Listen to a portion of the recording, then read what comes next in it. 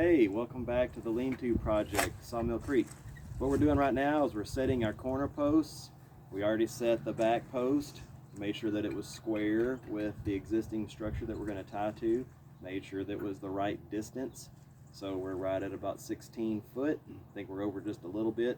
And on this one, the way that we are making it square, of course now we're making it plumb, that we pulled off of the front of the house, or the garage, using a square and a tape measure.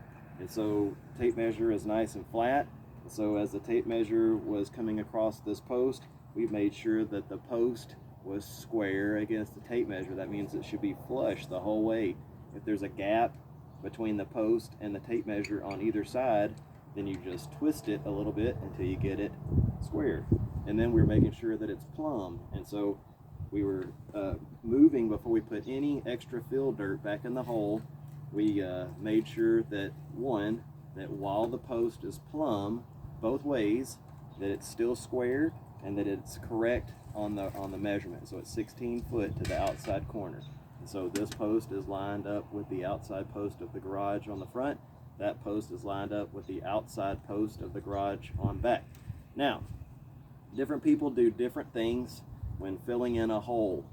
A lot of it depends on how big your post is. It depends on what kind of a wind load you get around, or what kind of snow load you get, and things like that.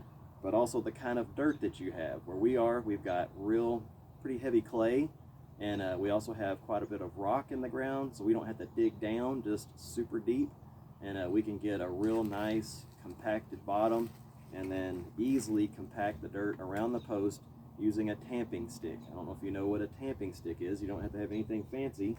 We have just a little piece of cedar post. A lot of times we'll take an old tool handle, like a shovel handle, and you just pack the dirt in around your post. And so as you're leveling it, you can either add dirt to the front or the back side as you're making it plumb one way, and then to the front or the back side as you're making it plumb to the other way. And then whenever you have it pretty much how you want it, then you go ahead and tamp it all the way in, fill it in the rest of the way.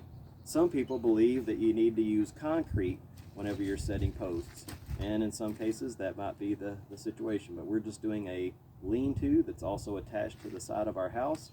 This is going to have a simple metal roof, so it's not going to have a whole lot of weight on the structure, and we do have wind here, but we don't have a lot of super heavy wind loads around here where it would take a tornado to blow this thing up, and that would take the house and the lean-to, so we're not worried about putting concrete.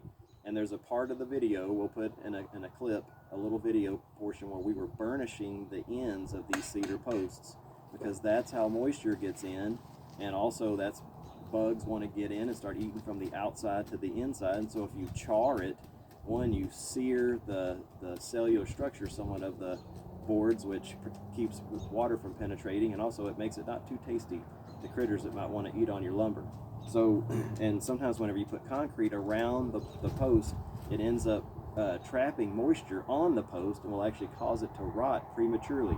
So we're using cedar for that reason, and we're treating it by burnishing it, and we're tamping it really good with some pretty heavy clay soil.